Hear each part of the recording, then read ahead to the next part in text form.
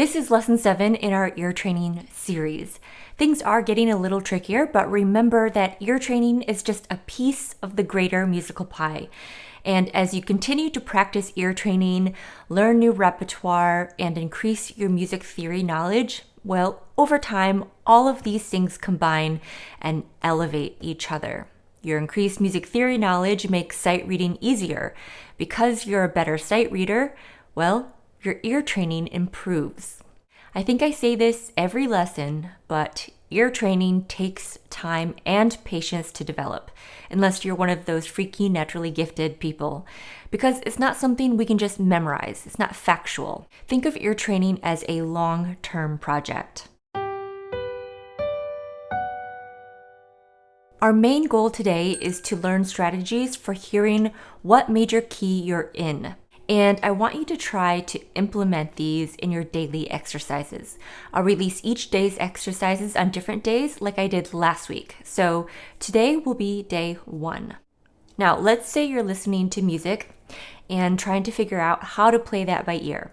Well, if it's in a key other than C major, you're going to have to know what black keys to include. And that requires knowledge of the major keys. When you're listening, focus on the melody and listen for notes that feel stable. In each key, the first scale degree, also called the tonic, feels like home. And if you stopped the piece on that tonic note, it would feel mostly okay, mostly finished. Most pieces begin and end on the tonic chord. If you're in C major, you'll begin and end on a C chord. This doesn't mean that the melody will end on a C or that all the notes of the C chord will be there. It'll just be an implied C chord or part of the C chord. So let me show you what I mean. Here's the Minuet in C major by Joseph Haydn. I'll play the first 8 bars and listen closely to the melody in the right hand.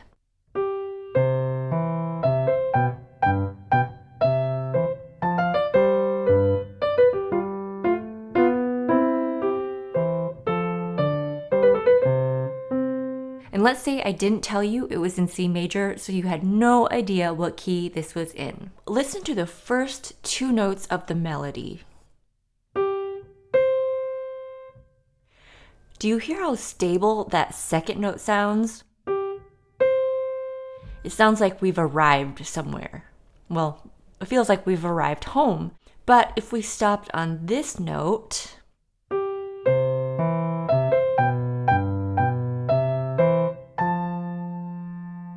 it feels unsatisfying or unfinished.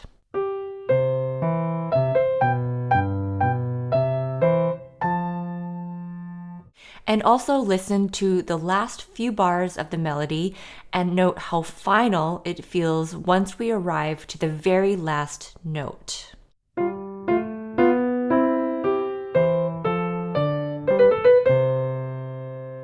These hints all point to this note, C, as the tonic or scale degree 1, which means we're in C major.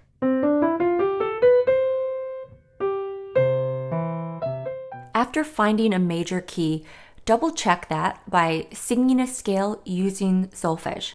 Listen to the piece first, get the tonal center or do in your ear, and then sing that major scale. If you guess the wrong key, the scale won't quite fit the way you think it should.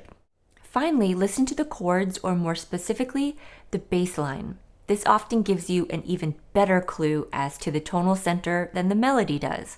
Listen to the Minuet again and pay attention to the bass line.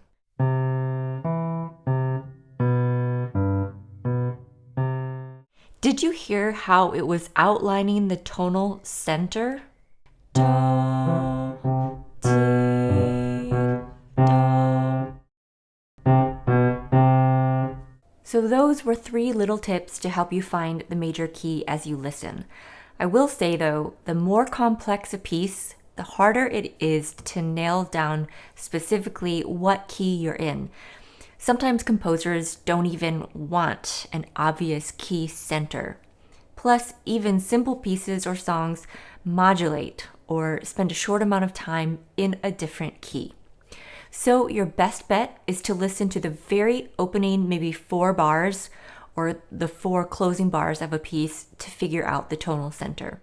Okay, so today's exercises will be similar to what we just did. Listen to the beginning of a short piece and then find do, or in other words, find what key we're in.